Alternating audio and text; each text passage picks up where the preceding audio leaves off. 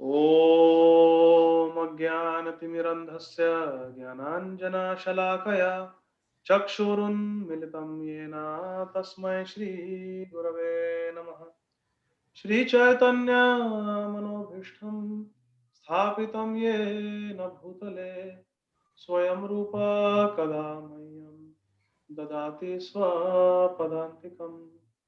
वन्देऽहं श्रीगुरुः श्रीयुतापदकमलं श्रीगुरून् वैष्णवांश्च श्रीरूपं साग्रजातां सहगणा रघुनाथान्वितं तं सजीवं साद्वैतं सावधूतं परिजनसहितं कृष्णचैतन्यदेवं श्रीराधा कृष्णपदान् सहगणा ललिता श्रीविशाखान्वितांश्च नमां विष्णुपादाय कृष्णपृष्ठाय भूतले श्रीमते भक्तिवेदान्त स्वामिनिति नामिने। नमस्ते सारस्वते देवे गौरवाणी प्रचारिणे निर्विशेष शून्यवादी पाश्चात्यदेशतारिणे वाञ्छाकल्पतरुभ्यश्च कृपा सिन्धुभ्य एव च पतितानां पावनेभ्यो वैष्णवेभ्यो नमो नमः। नमो महावदन्याय कृष्णप्रेमप्रदायते कृष्णाय कृष्णचैतन्य नाम्ने गौरतिसे नमः। पञ्चतत्त्वात्मकं कृष्णं भक्तरूपस्वरूपकं भक्तावतारं भक्ताख्यं Namami भक्तशक्तिकं।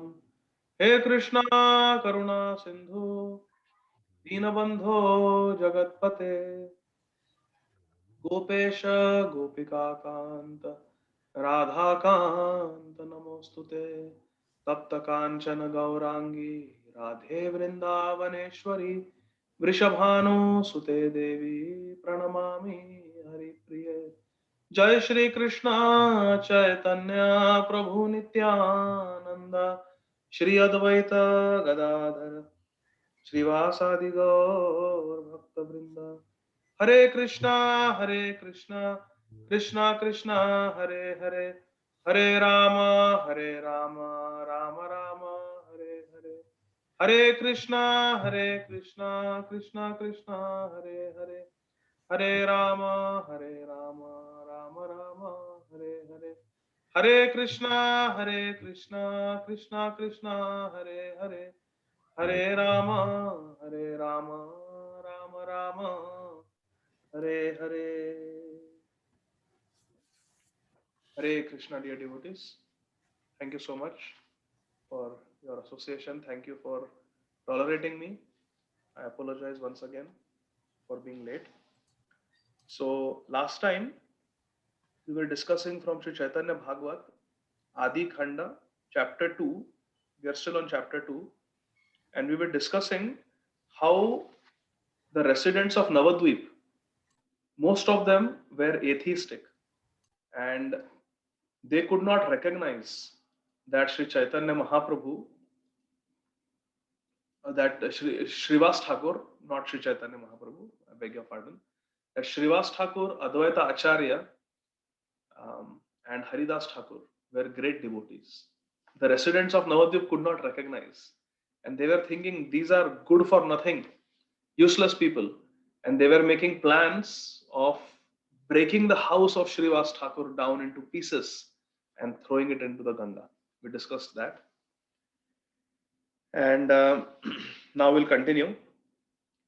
Verse number 116 of chapter 2, Adi Khanda. Ei mata bole yata pashandi ragan shuni Krishna boli kande bhagavata gan. Hearing the atheists, Pashandi means the atheists, um, hearing them speak like this, the devotees began to cry. Kande means to cry. And they started Krishna Bali, they started chanting Krishna Nam. When the devotees saw that the residents of Navadvip are simply criticizing us. They are criticizing bhakti. They are criticizing devotion. They started crying. And what did they do? They took shelter of Krishna Nam. Which means whenever we are in trouble, we must always take shelter of Krishna. There is a very interesting um, proverb in English. All of you must have heard it. The more we sweat in peace, the less we bleed in war. Hare Krishna.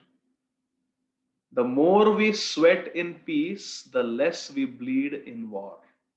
Which means when things are going well, when more or less we have time, more or less our situation is stable in life, we must do intense bhajan so that when difficult times come upon us, we are able to take shelter of Krishna very naturally.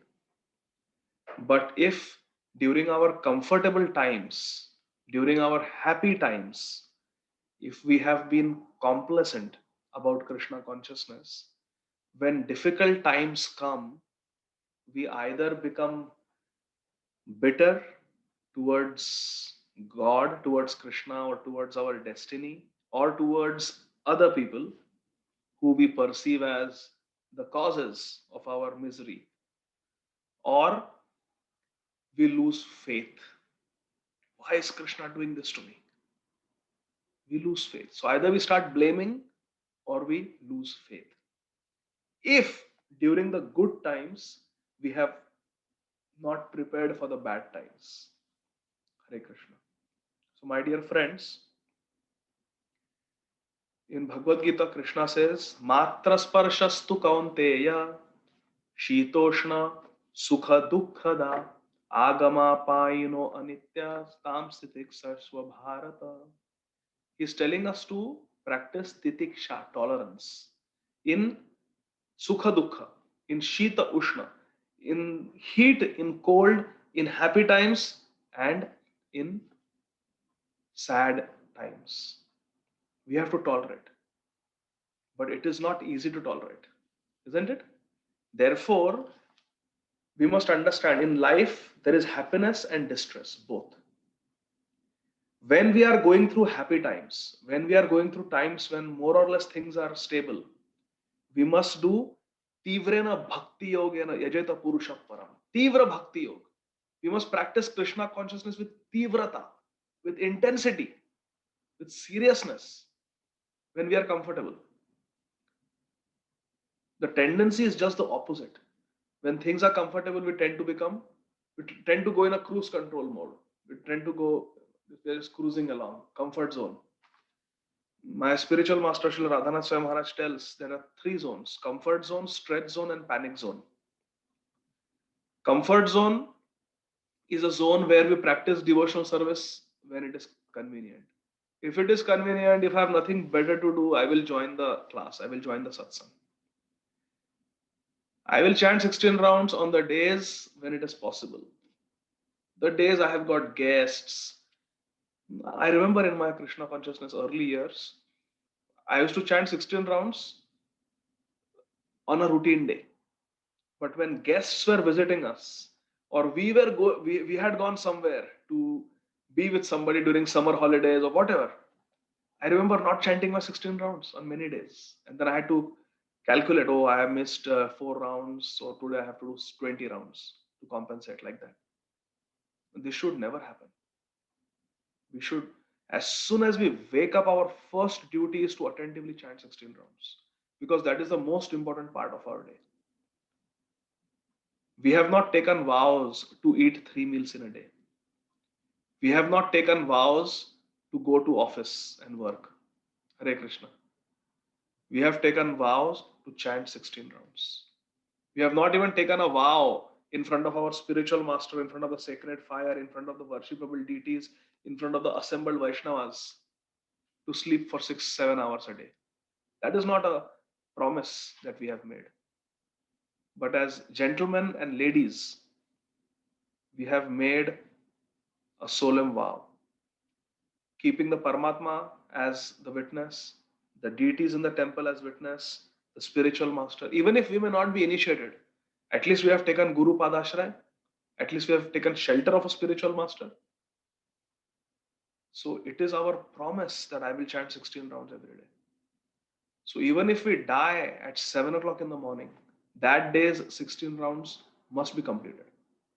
Srila Bhakti Tirtha Swami Maharaj chanted 42 rounds every day till his last day, never missed a day of his quota. Haridas Thakur would not accept food even in his old age when his quantity of 3 lakh names, which is approximately 192 rounds, was completed. He would not. There are so many examples like this.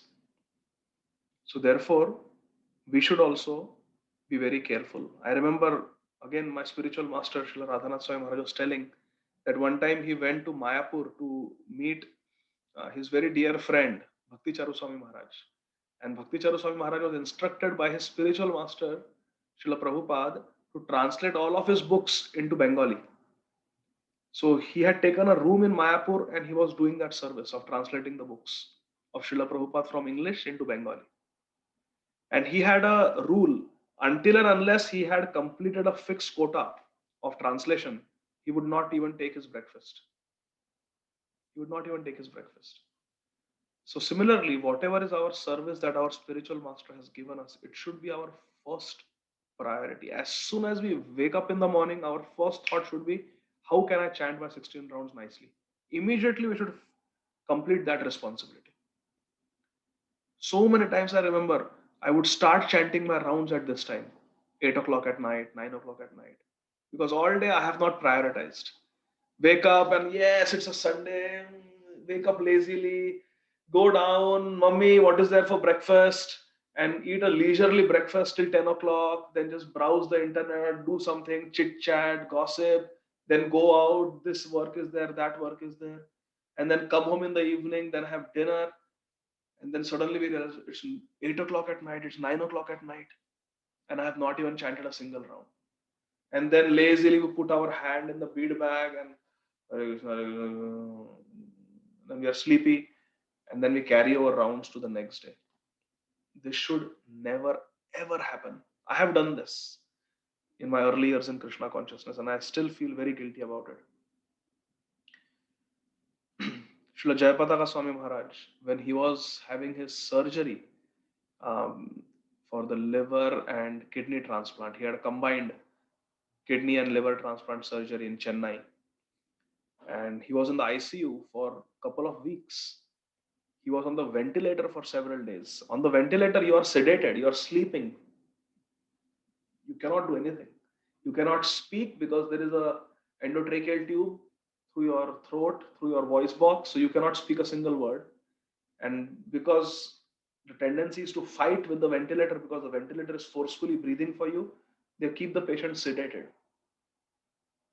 So you are sleeping for days and you cannot speak anything. So when he woke up, when the tube was removed and he was weaned off the ventilator, Srila Jayapataka Swami Maharaj's personal servant, Mahavaraha Prabhu, he was saying the first words that Srila Jayapataka Swami Maharaj said, the first words that he spoke after coming out of the medically induced coma were, where is my counter? And tell me how many rounds I have left. Because he wanted Mahavara Prabhu to calculate how many days he was in medically induced coma and could not chant his minimum 16 rounds. And in the days to come, Srila Jayapataka Swami Maharaj, as an acharya, as a perfect teacher, he not only completed his 16 rounds every day, but he made up for the backlog of all the days that he had missed while in the ICU in a medically induced coma, and he chanted 500 extra rounds. Can we? How inspiring is that? It's unbelievable.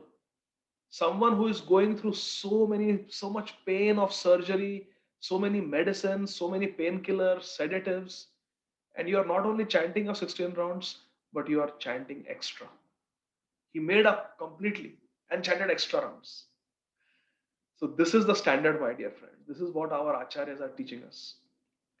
In good times, we must do intense bhajan. There is no excuse. So that when the difficult times come, which they will come in our lives, all of us have to go through crisis. When difficult times come, then we are able to naturally take shelter of Krishna. Therefore, it is said, the more you sweat in peace, the less you bleed in war.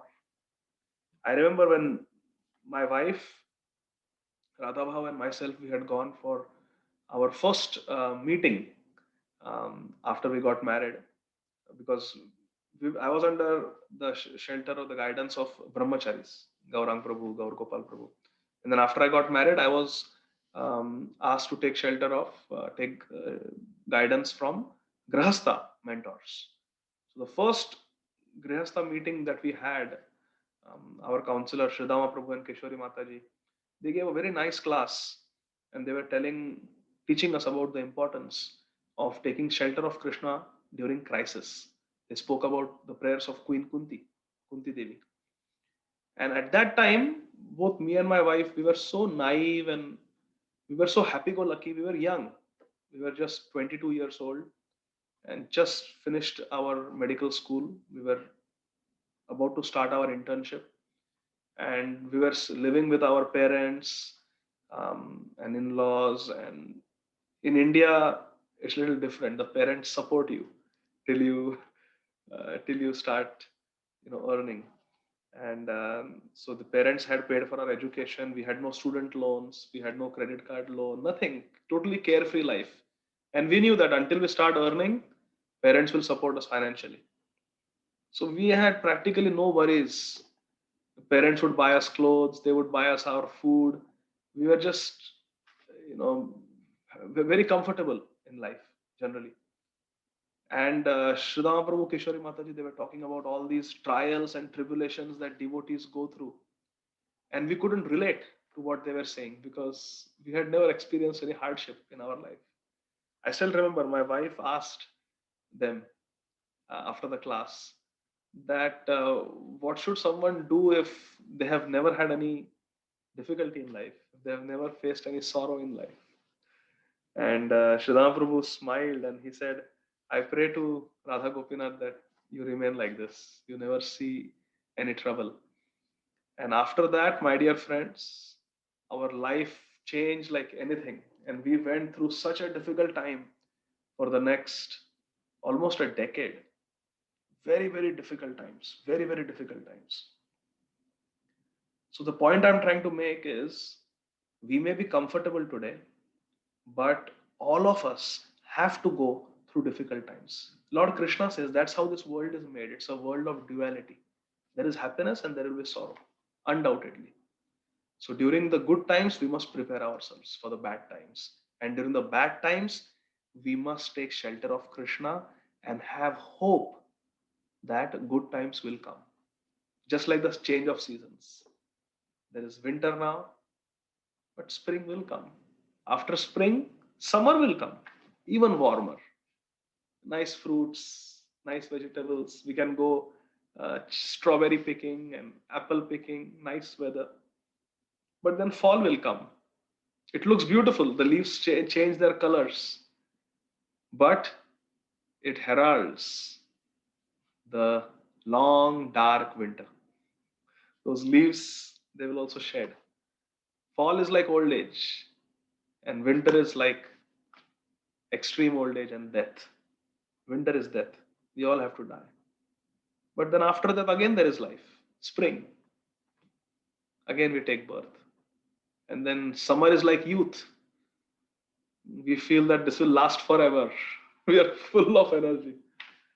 But then you look at our Mukta Sangha Prabhu. Look at me also. I can also getting old. Now 40, so I don't know. Very soon 60, who knows? So time just, we can ask Vatsala Mataji, how time flies. When you talk to people who are in their 50s and 60s, they will tell you the time just goes like this. Just yesterday, they feel like they were young college students, and time just goes away. So we should never waste a moment of time in our life. We should not feel I am young, let me enjoy, I will postpone, I will take the Krishna consciousness later. No. We have to do it now. So the devotees, they took shelter of Krishna. Verse 117. Shuniya advaita krodhe agni hai न ज्वले Digambar hai sarva vaishnavera bole. When Advaita Acharya saw the behavior of the atheists who were blaspheming and criticizing, being Mahavishnu, he became very angry. And he said, Shuna Srinivasa Ganga Dasa Shuklambar Karai Krishna Sarva Nayana Gochar Sabha Uddhari be Krishna Apane Asiya Bhujai be Krishna Bhakti Toma Sabalaya. Advaita Acharya said, my dear Gangadas Pandit, my dear Shuklambar, and my dear Srivas Thakur, please listen to me. And listen, Haridas. I will pray with such sincerity and intensity that I will make Krishna descend in this world. And I will show Krishna to all of you. Krishna has to descend.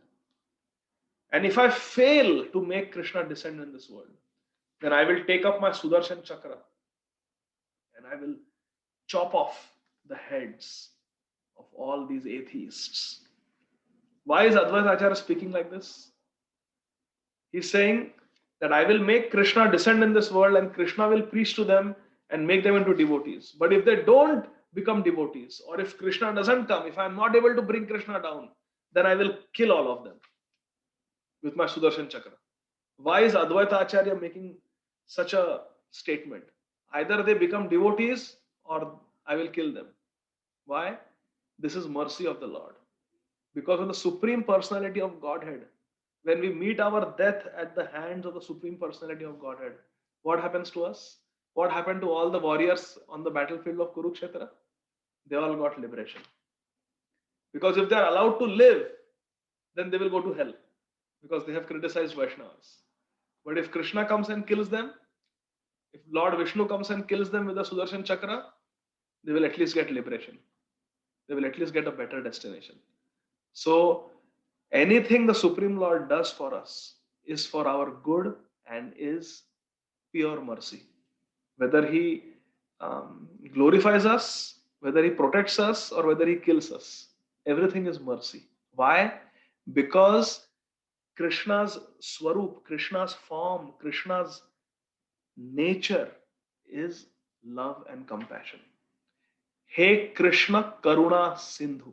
Krishna is Karuna Sindhu. Krishna is an ocean of mercy. It is Krishna's nature to be merciful. Even if Krishna wants, he cannot not be merciful. Because he is made of mercy. That is Krishna.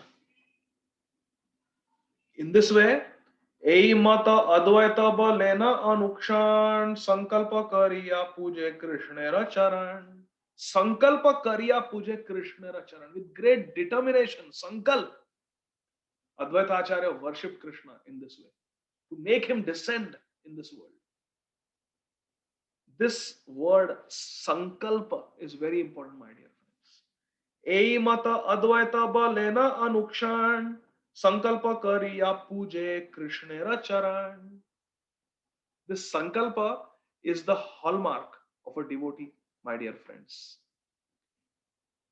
If you go and talk to the outside people who are not on the path of Krishna consciousness, sometimes they will accuse us of being cowards. You guys, you just take the easy way out. You are escapists. How many times I have been told that you are an escapist? Sometimes by family members, sometimes by friends. You people are escapists. You just want to run away from the problems of this world. You want to just live in your own bubble. You don't want to face the harsh world. No, we are all facing the harsh world. What is the difference between the devotees and the outside people who are not practicing Krishna consciousness or who are not practicing bhakti yoga, the difference is they are working very hard to gratify their senses, to enjoy sense gratification. Somehow or the other, I have to get good grades so I can get into a Ivy League university, so I can get a big fat paycheck, I can get the best job in town, and I can be most respected. And I will have the biggest house and maximum money, maximum comforts and luxuries, best vacations, and I will be happy. I will be happy. They are working very hard for material success. And what are we doing? What are we supposed to be doing? What are devotees in Krishna consciousness doing? They are also warriors. They are also fighting very hard, working very hard. For what? To please Krishna. To get Krishna. It is called Bhagavad Prapti. Bhagavad Prapti. To get Krishna in this lifetime. Like Dhruva Maharaj worked hard. Like Prahlad Maharaj worked hard. Like Ambarish Maharaj worked hard. Like the gopis worked hard. We also have to work hard. And we have to work hard with the help of Sankalpa. Sankalpa means determination. Sometimes people may tease a devotee. I have been teased like that. Oh, you are a weakling. You should drink protein powder, you should drink creatine, and you should go and work out in the gym and get big muscles. That is being tough. Build muscles. What are you doing? Just eating some dal and rice? No, you should eat meat. If you want to be vegetarian, at least eat some high protein diet like protein powder, creatine, and make big muscles. That is real life. And then you look into the mirror, pose, and you feel good about yourself. Macho, big veins, big rippling muscles. That is life. That's what you should do with your life instead of wearing that dhoti. Sometimes they say like this. So we don't have muscles. We don't look into the mirror in gym and for hours pump iron to build big muscles, to show off the physical body. Why? Because we know we are not this body. Hare Krishna. This body is a dead matter. It has value only as long as Krishna is there in this body. The moment the Paramatma leaves, the Jivatma also leaves, the super soul leaves, the soul also leaves, the body is dead, and this dead body, my own family members will burn it to ashes. Or if I am a Muslim or a Christian or a Jew, it will be buried underground and it will become earth. It will either become ash or it will become earth. In some religious faiths, they put the corpse on a tower and the vultures come and eat. In that case, the body becomes the stool of the birds. So there are three fates of this body that we love so much. This body for which we are willing to lie, we are willing to fight, we are willing to cheat, we are willing to get into that rat race. That body will either become earth, it will become ashes when it is burnt, or it will become the stool of an animal. There is no other destiny of this body. So we don't care about rippling muscles. What is the strength that we have? Outside people are working out in the gym, in the yoga studios to have beautiful, muscular, lean bodies. And what are we exercising? What muscles are we developing, my dear friends? This question we have to ask.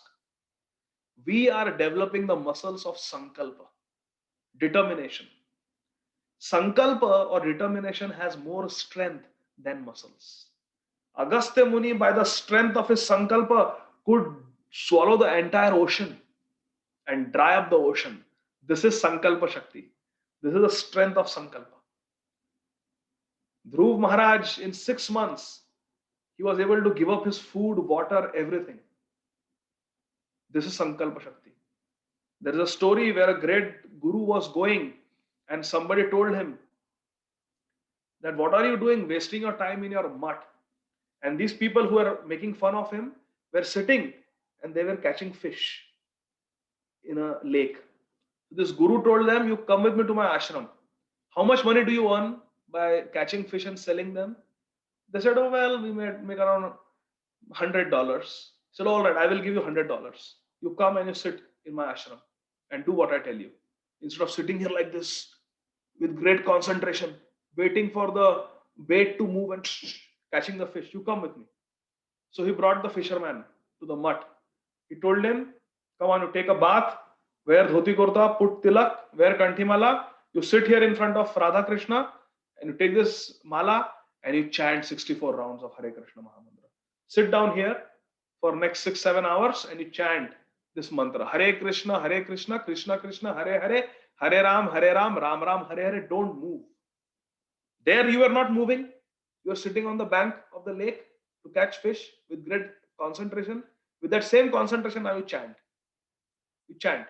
Don't move for 7-8 hours. Sit here and chant 64 rounds. I will give you $100. That fellow chanted for 1 hour. He got so fed up, so bored. He got up. He said, take your beads, take your dhoti kurta. I don't want it. I don't want your $100. I will go and I will sit in the sun on the bank of the lake and I will catch my fish. That is better. See, this is what devotees have. They have Sankalpa Shakti. They can sit in one place and they can chant 64 rounds. They can sit, everybody can sit and chant for 2 hours, at least 16 rounds. This is called Sankalpa Shakti. Are we getting paid to wake up in the morning at 4 o'clock and chant? No. Is anybody coming and watching us? Are Prabhu, are you chanting your 16 rounds or not? You have taken initiation. Are there security cameras in our house? No. This is called Sankalpa Shakti. We have made a Sankalpa and we will do it. We are supposed to be people of honor. We have given our word, we will chant. We will follow the 4 regulative principles. This is Sankalpa Shakti. Advaita Acharya, with Sankalpa, he started worshipping Krishna. Bhakta Sabha Niravadhi Eka Chitta Hayya Puje Krishna Pada Padma Kandana Kariya. And devotees were just crying. Devotees were crying because Krishna was not appearing and the world was becoming more and more atheistic. Anna bhala mate karo naruche mukhe jagate ra vyavhara dekhi paya dukhe. Seeing the jagat vyavhara, seeing the condition of the world around them, the devotees became very sad. See, again and again and again, we are seeing the same theme. And what happened? Anna bhala mate karo naruchaye mukhe. They lost their desire to eat food. The devotees became so sad looking at the state of the affairs of the world in Kali Yuga that they gave up, they lost their desire to eat food. छाड़ी लेना भक्तगण सर्व उपभोग अवतरी बारे प्रभु करिला उद्भोग उद्योग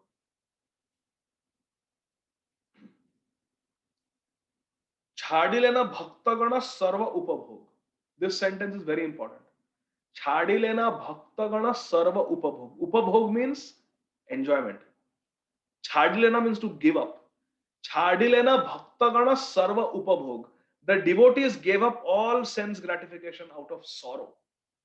And with one pointed concentration, they started praying to Krishna to bring Krishna down on this planet. What does this mean, my dear friends? Devotees who are serious in their bhajan, they get such amazing reciprocation from Krishna. They taste such sweetness from Krishna that they do not have to depend on the sweetness of sense gratification. You see, all the people in this world, they are getting a certain taste in sense gratification. Good food in the restaurants, nice movies, other forms of entertainment like news channels and sports channels, drinking alcohol, intoxicating, smoking, vaping. They have taste for that. They get some pleasure from this. Everyone is looking for pleasure. Anandamayo Bhyasat. It's the Vedanta Sutra, the nature of a human being, not only human being, every living entity to seek pleasure. Even a dog is looking for the best bone to enjoy. The bird is looking for the best worm to eat. Everyone wants to enjoy. It is the nature. Everyone wants happiness. What is the happiness for a devotee, my dear friends? Please don't think that our life is a dry. It's a life of austerity. No, in Bhagavad Gita, Krishna says, Susukham kartum avyayam. It is a very happy life. Narottam Das Thakur Mahashaya says, Kevala Ananda Kanda. Krishna consciousness is simply blissful. Once Srila Prabhupada was in a GBC meeting. Srila Prabhupada established the GBC, and there used to be GBC meetings while Prabhupada was on this planet. And in one GBC meeting, Srila Prabhupada was very pensive, very thoughtful. So the GBC members asked Prabhupada, what happened? Are you like disturbed because of so many problems that we are discussing, so many issues that we are bringing up in these meetings? Prabhupada said, no. I am blissful because Krishna consciousness is simply chanting and dancing. The devotees are surprised. We are discussing some serious problems, making some big decisions. There are difference of opinions and arguments. Prabhupada, what did you say? Prabhupada replied, he repeated, Krishna consciousness simply means chanting and dancing. The devotee said, but Prabhupada, there are meetings, there is management, there are difference of opinion, there is conflict resolution, so many things are there, fundraising. All this is not fun. No. Krishna consciousness means simply chanting and dancing. Prabhupada, but what about these other things that we have to do? Construction work and management and fighting this and that. Prabhupada for the fourth time said, no. Krishna consciousness means simply chanting and dancing. The devotees gave up. They did not argue with Prabhupada any further. But what is the meaning of this? What does Srila Prabhupada mean? It means these other things are there, but they are simply meant to facilitate chanting and dancing.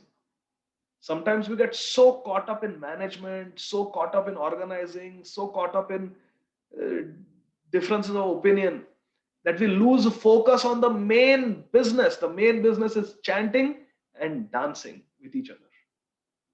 We are meant to love devotees. We are meant to care for each other and chant and talk about Krishna and dance together. And everything else that is there, it is only meant to facilitate this substance of Krishna consciousness. Chanting and dancing. That's all. That is Krishna consciousness. And this is where we get our nectar, my dear friends. This is the point I'm trying to make. What is the enjoyment for devotees? The enjoyment for devotees should be chanting and dancing, having sweet relationships with fellow devotees, and developing a taste for Krishna consciousness, developing a taste for chanting, developing a taste for Krishna Katha. If we don't develop taste, then Krishna consciousness will become dry. And then what will happen? Because our nature is to seek happiness, and we are not getting happiness in Krishna consciousness, we are not getting taste in Krishna consciousness, we start looking for taste outside of Krishna consciousness. Therefore, we see that devotees come, they join the movement, they start chanting 16 rounds. Some of them even take initiation and then they fall down or they fall away. Why? Because they have not invested their heart and soul in Krishna consciousness. When we invest our heart and soul sincerely in Krishna consciousness, Krishna reciprocates by giving us a taste. Once we get a taste in Krishna consciousness, we want to go deeper and deeper and deeper, and then there is more reciprocation and more taste, and deeper and deeper and deeper and more taste, and then there is no looking back. But if we come to Krishna consciousness to just hang out, or to just chill out, or to just cruise along, or be in the comfort zone, it doesn't work like that. Comfort zone means fall down. We have to be in the stretch zone where we are stretching ourselves. We are going the extra mile. Then there is reciprocation, and Krishna gives us taste. Krishna gives us ruchi. And once we get taste, then there is no looking back. There is no looking back. We want to do more for Krishna, and Krishna wants to do more for us. So we must be sincere and serious to develop that taste in Krishna consciousness so that we don't start looking outside of Krishna consciousness for enjoyment. Because it is the nature of the soul to enjoy. So we have to make our happiness chanting. We have to make our happiness dancing. We have to make our happiness eating Krishna's prasad as prasad seva. And we have to make our happiness loving, trusting, intimate relationships with devotees. If we have that, then we will not look outside. We will not look elsewhere. ईश्वर आज्ञाया आगे श्री अनंत धाम राढ़ अवतीर्ण हैला Nityanand Ram. So my dear friends, we have seen the situation in Bengal.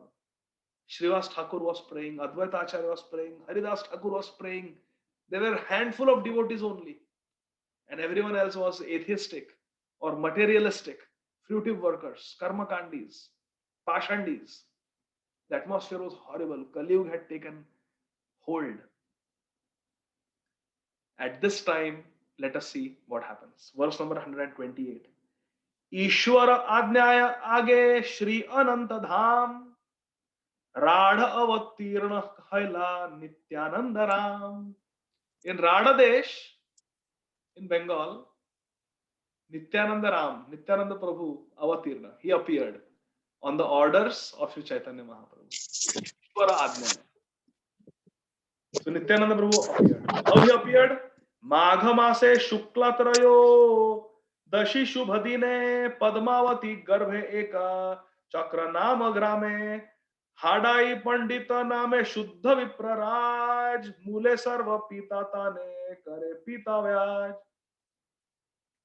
कृपा सिंधु भक्ति दाता प्रभु बलराम अवतीर्ण हैलाधरी नित्यानंद नाम.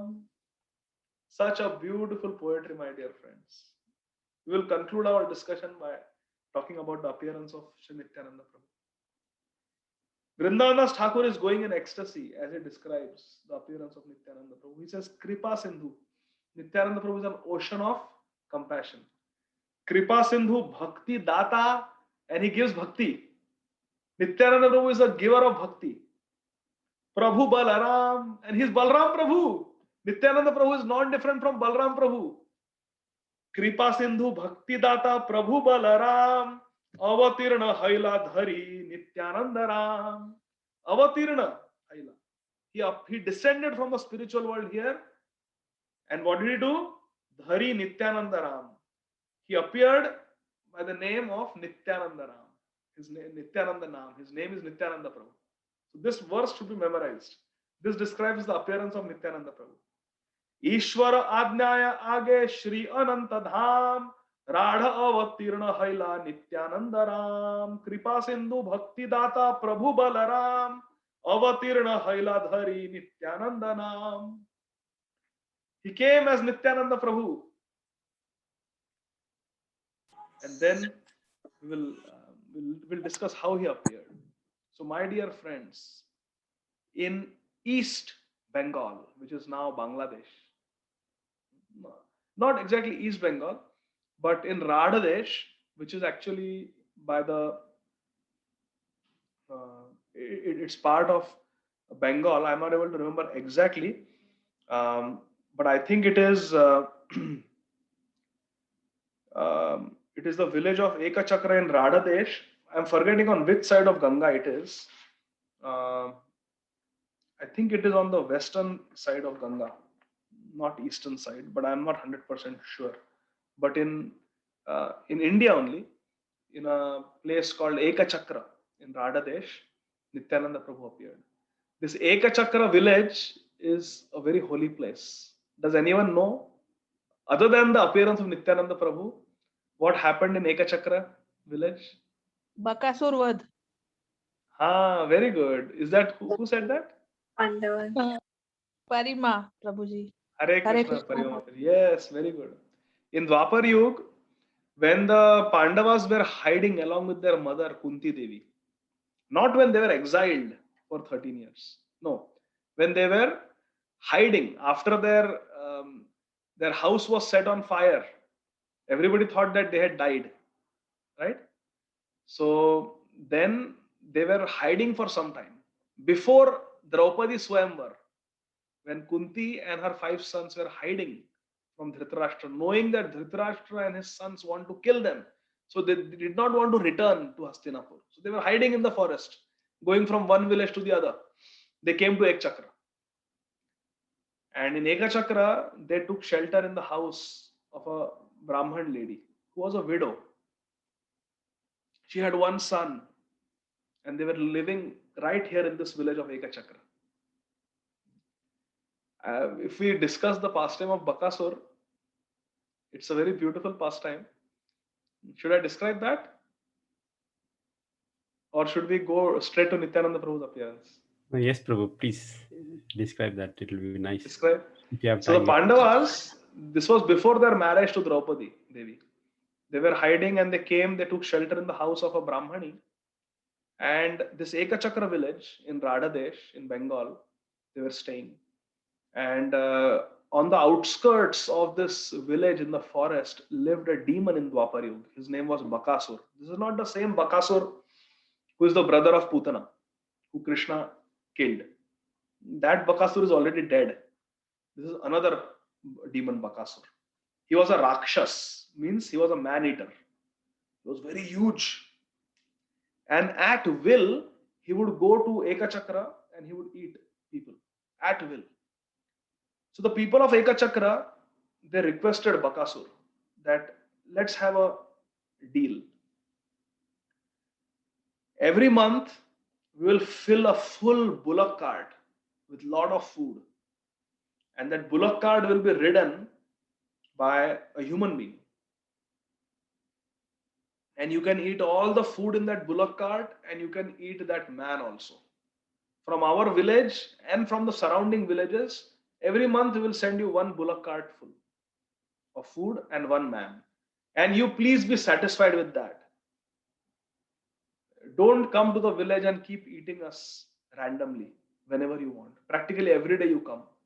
So every month we will send one man to you to eat.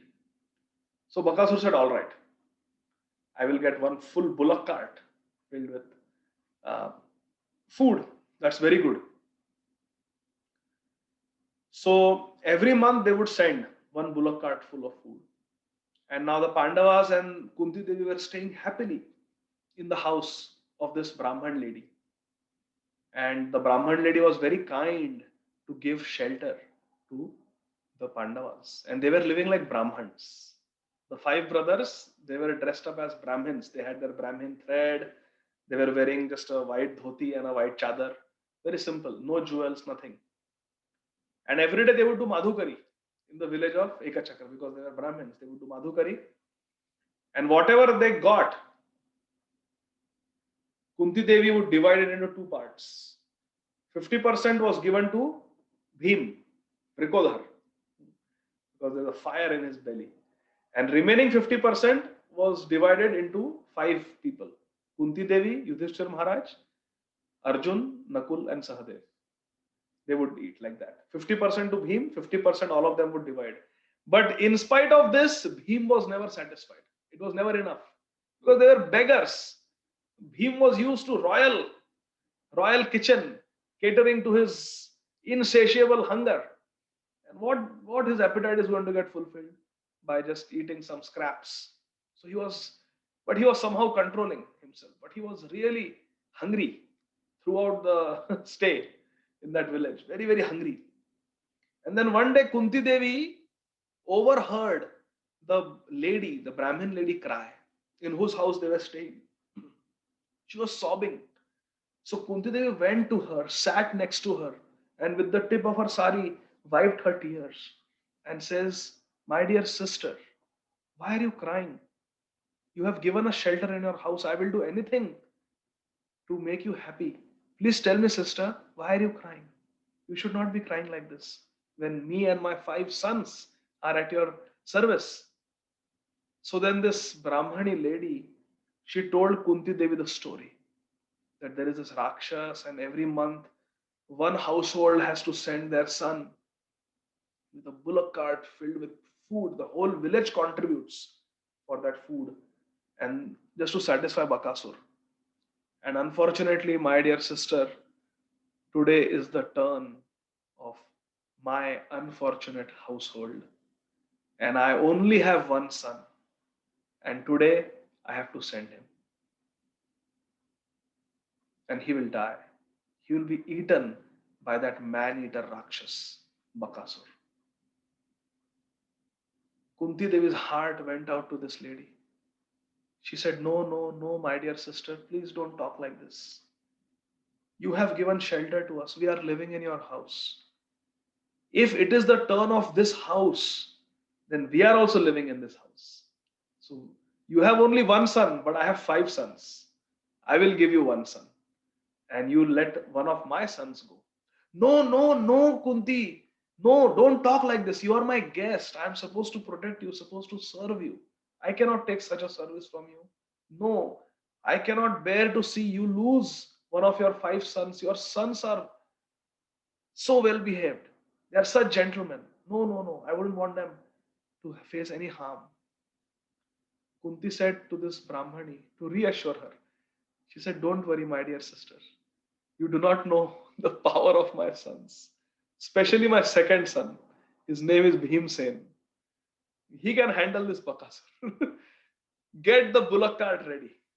Get the bullock cart ready and fill it up with vegetarian food, because my son is a vegetarian. And I'm sure he's going to eat up everything before he reaches Bakasur.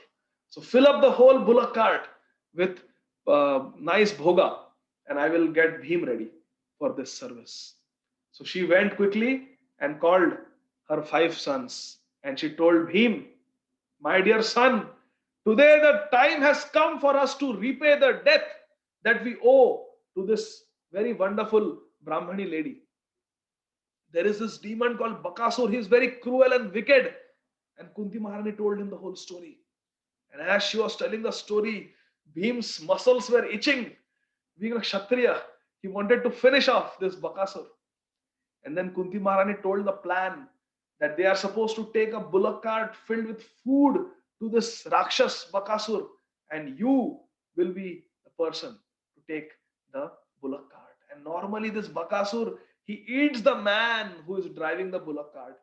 He eats the entire bullock cart filled with food, and then he even eats the 2 bulls who are pulling the bullock cart. That is his appetite. 2 bulls, 1 man, and the full bullock cart filled with prasad, filled with food. He eats. But Bhim, please be careful and kill this demon. I order you, kill this Bakasur today. This Bakasur should not see the sunrise of tomorrow.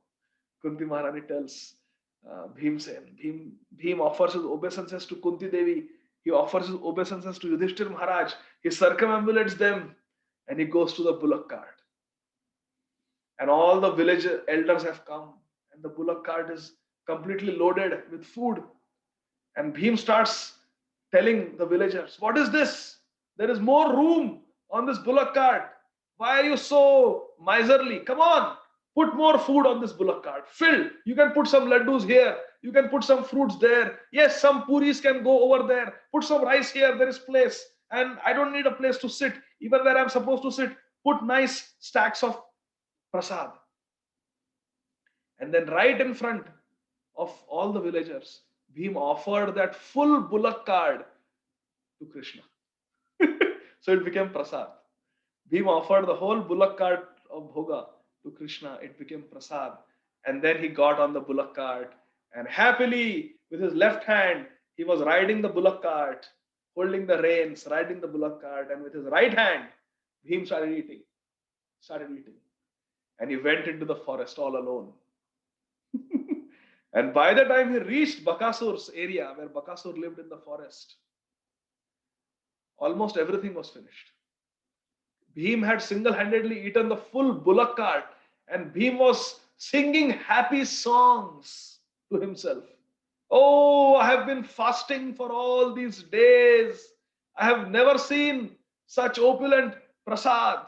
And today, by the mercy of Krishna, all my desires have been fulfilled. And I'm feeling very happy. I wish there were two bullock carts, so I could have eaten more. And he was eating with his right hand, with his left hand, he was driving the bullock cart. And Bakasur was standing in front of him. He was as tall as a big tree. And he looked with red eyes filled with anger at Bhim. You crazy human being, don't you know my power? I have eaten hundreds of weakling humans like you. I am a Rakshas. How dare you eat food that is meant for me? Wait, I am going to eat you up right now. And then I will go to the village and I will devour the whole village. Saying this, Bakasur attacked Bhim. But Bhim was not done eating. There were few laddus still left on the bullock cart. So with his left hand, Bhim casually pushed Bakasur away. Hey, wait, let me finish. And he finished eating all the laddus. And after finishing all the laddus, Bhim finally stood up. And then there was a duel between Bhim and Bakasur. And the duel went on for a few hours. Bhim was enjoying fighting with this Bakasur. Bhim could have killed him in 1 minute, but Bhim did not because it had been a long time. Bhim was pretending to be a Brahman. He had not had any fight. So he wanted to enjoy fighting. He was telling Bakasur, Bakasur, come on, hit me harder, hit me harder, hit me here, hit me here.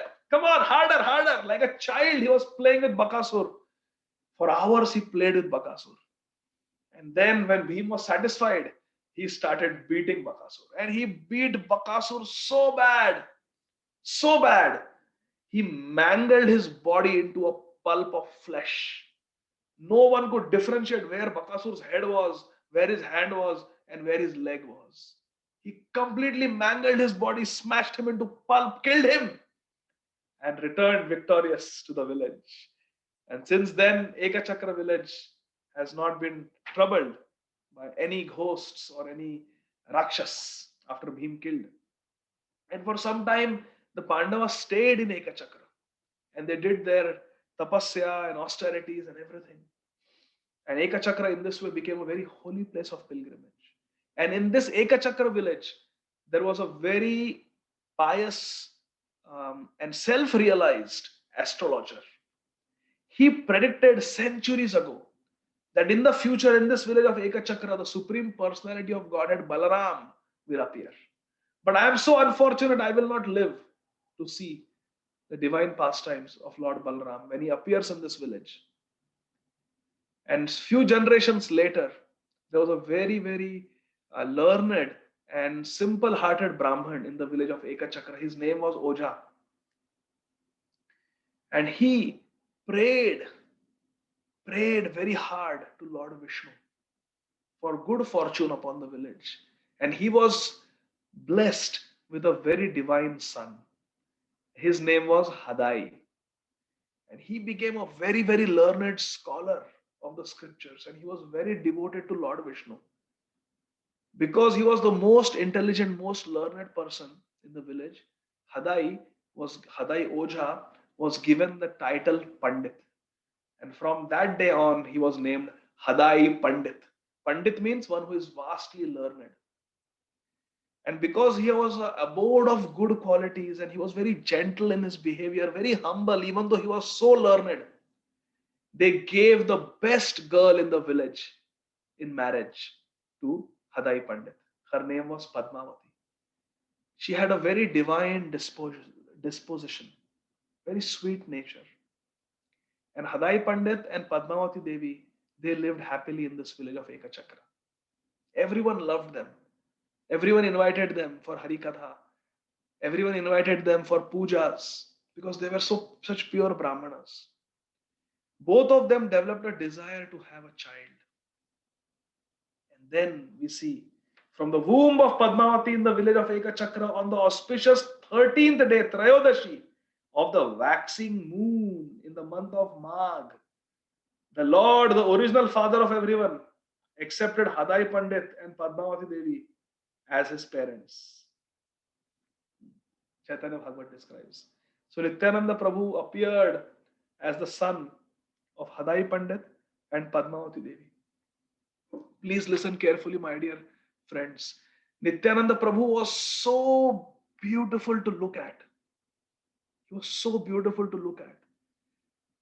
He gave constant happiness to everyone in the village of Ekachakra. He became the apple of the eyes of all the residents of Ekachakra. And because he always gave them happiness, he was named Nityananda. Ananda means happiness, bliss, and Nitya means eternal, always. Because he always made everyone happy, he was named Nityananda. And Ram because he was the abode of all happiness, all pleasure. So his name became Nityananda Ram. He was so beautiful that the moment he was born, he captured the hearts of all the residents of Ekachakra. Everyone came to the house of Hadai Pandit and Padmavati Devi and gave them so many gifts. They were simple villagers, my dear friends. But someone would come and take out their turban and give it as a gift to Hadai Pandit and Padmavati Devi. Please keep this as a gift. Some Matajis would come and they would take out their necklace and give it. They would remove their bangle and give it. Whatever they had, they started giving. These simple villagers. Someone brought a bag of rice. Someone got the best vegetables they had. Someone got milk. Whatever they had of value, they came and gave. Hadai Pandit and Padmavati Devi. In this way, their opulence increased naturally. Because wherever there is Krishna, there is goddess of fortune.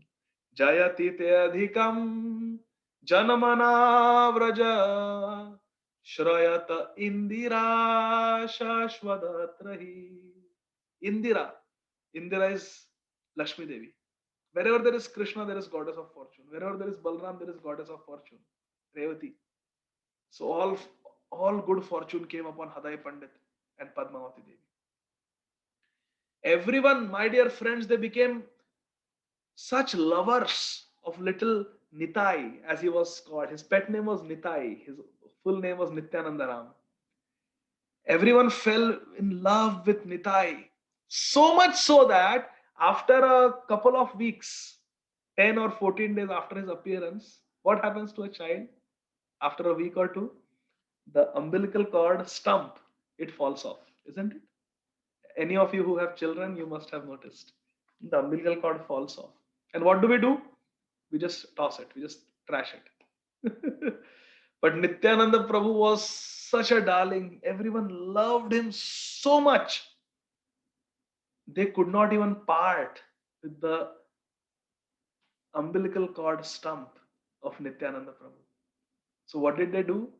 Under a very beautiful bakul tree, they buried the umbilical stump of Nityananda Prabhu and made a Samadhi Mandir. Even today, if you go to Ekachakra, I had the good fortune of visiting that place in the year 2003. There is a Samadhi Mandir of Nityananda Prabhu's umbilical cord. Every day, his mother, Padmavati Devi, would bathe Nityananda Prabhu. After bathing, she would take the softest cotton cloth to dry him. But Nityananda Prabhu's skin was so delicate and so soft. He looked like a puppet made of freshly churned butter. Nityananda Prabhu. Has everyone seen freshly churned butter, makhan? If you make a doll of makhan, like a puppet doll of makhan, that is what Nityananda Prabhu is described by Vrindavan Das Thakur. He was so soft, so beautiful, so delicate that Padmavati Devi and Hadai Pandit and all the elderly people of Ekachakra would be scared even to dry him with the softest cotton cloth because he was so soft. They thought, oh, this soft cloth will scratch his skin and make it bleed. They were very gentle. Then Padmavati Devi said, no, this cloth is too rough. I will take the best oil and I will oil his skin so it becomes even softer. And she would put the best oil on his skin and she would get scared that no, this oil is also very rough. This oil will also damage the skin of my Nitai. His skin is so soft. So she would not even do that, not even put oil. Then she would think, I will take the best fragrant sandalwood oil and I will apply it on Nitai's head so that he feels cool. But then she realized that Nitai's head is cooler and more fragrant than the most fragrant oil. So then she would not even have to put any fragrant oils because Nitai was naturally so fragrant. And very soon, Nitai started growing up. He started growing up and he told his parents. His parents would not let go of his association even for a moment. Even when Hadai Pandit had to go to the market to buy something, he would take Nitai with him because he couldn't bear separation. And Padmavati Devi would also go with them because she also couldn't bear separation from Nitai. In this way, they were inseparable. But when Nityananda Prabhu was a toddler, hardly 2-3 years old, he told his mother and father that, my dear parents, I want to play. So Hadai Pandit and Padmavati Devi said, okay, let's play. Which game do you want to play? Let's play. He said, no, I want to play with my friends. I want to play with my friends. So then Nityananda Prabhu started playing with the village boys who were his friends. And Nityananda Prabhu was their natural leader, and he would tell them, let us enact different dramas. And Nityananda Prabhu would compose the scripts. He told them, let us enact the drama of Krishna Janma, the birth of Krishna. So he designed a jail cell, and he made one boy Vasudeva Maharaj and another boy Devaki Rani, and they were the parents of Krishna. And he made a jail, and he made one person Kamsa. Some boys were guards of the jail. And then he said, okay, now let us all go home and sleep. So all of them went home and slept.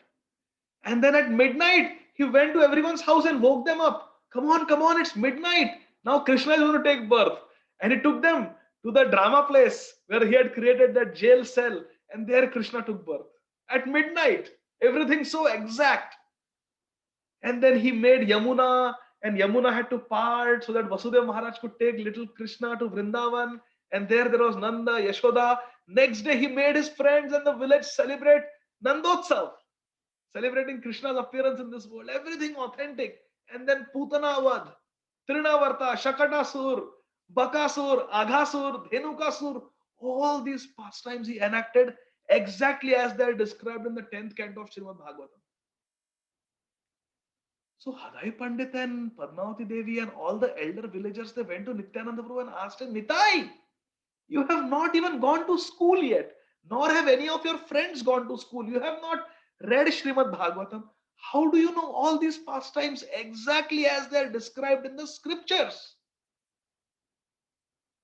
Little Nitai looked at his parents, smiled, and said, these are my pastimes. These are my pastimes. And his parents could not understand what he was saying. One day he told his friends, today let us make a drama on Ramayana and the war between Ram and Lakshman and Ravan and Indrajit. And he became Lakshman. He made his friend Ravan. He made another friend Ram, another friend Hanuman. And there was an army of monkey soldiers. There was an army of Rakshas soldiers. And he took a lotus flower from the river and he gave it to Ravan, the boy who was acting as Ravan. And he told him, when our battle is at its peak, you take this lotus flower and throw it at my chest. And then, like Lakshman, I will be hit by the Shakti weapon of Ravan and I will fall down unconscious. So yes. Everyone got ready. And the drama started and the war was going on between Lakshman and Ravan. And suddenly the boy who was playing the role of Ravan threw that lotus flower and it hit little Nitai on his chest. And Nityananda Prabhu immediately collapsed on the battlefield of Lanka. But Nityananda Prabhu became lifeless. He actually stopped breathing. He became pale. He wouldn't open his eyes. There was no movement. There was no breathing. There was no heartbeat. The friends put their ear on his chest. They could not hear any heartbeat. They panicked.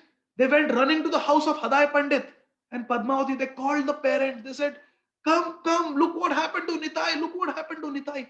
Haday Pandit, Padmavati Devi and all the village elders, they came running to the playground where the kids were playing under the bakul tree. And they saw Nitai was lying lifeless. The Vaidya came.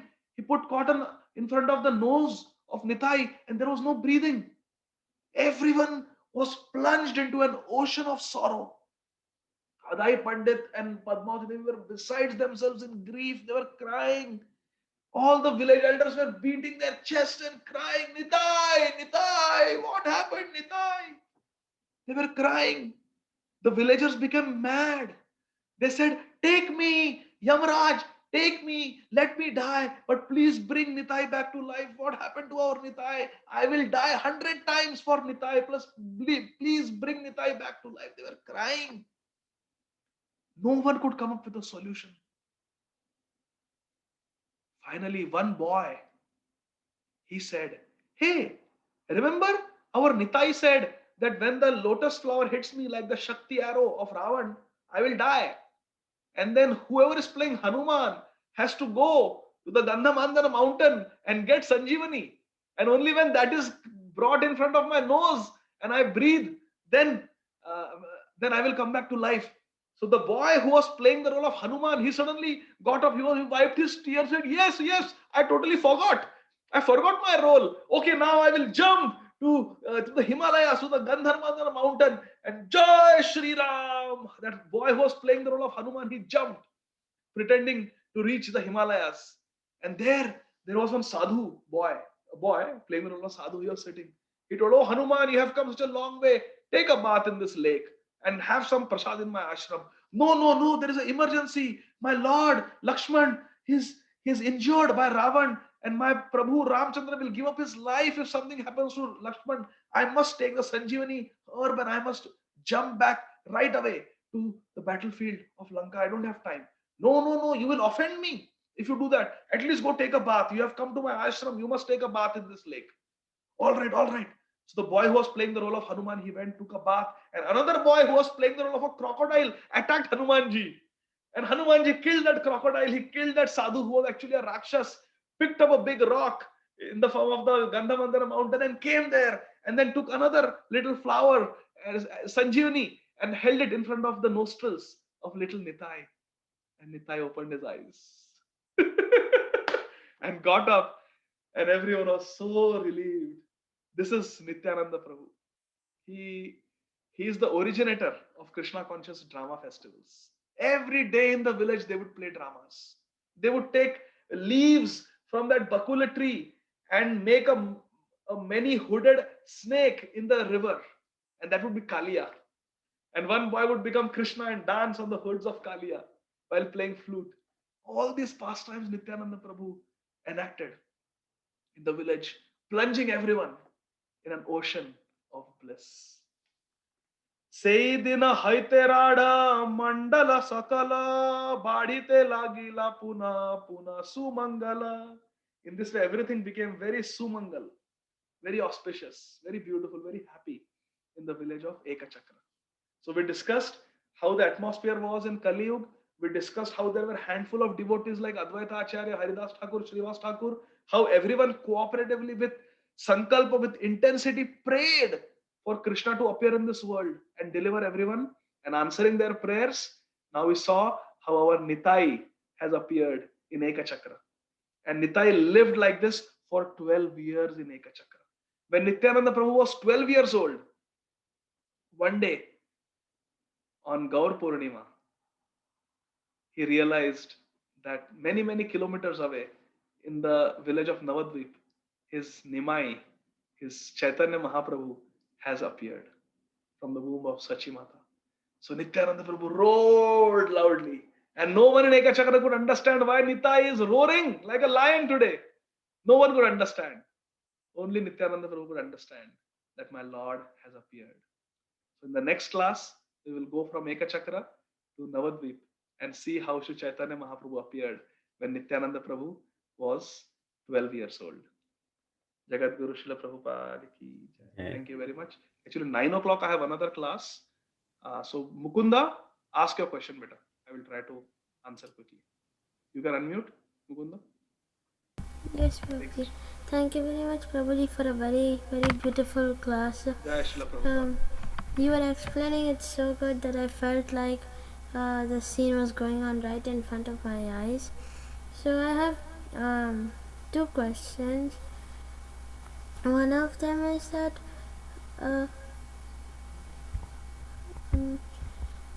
was Nityananda Prabhuji also very naughty like Nimai? Yes, they are brothers. They are both very naughty. Thank you, Prabhuji. And my second question, which like a clarification. There was a 12-year gap of the age between Nityananda Prabhu and Nimai, right? Yes.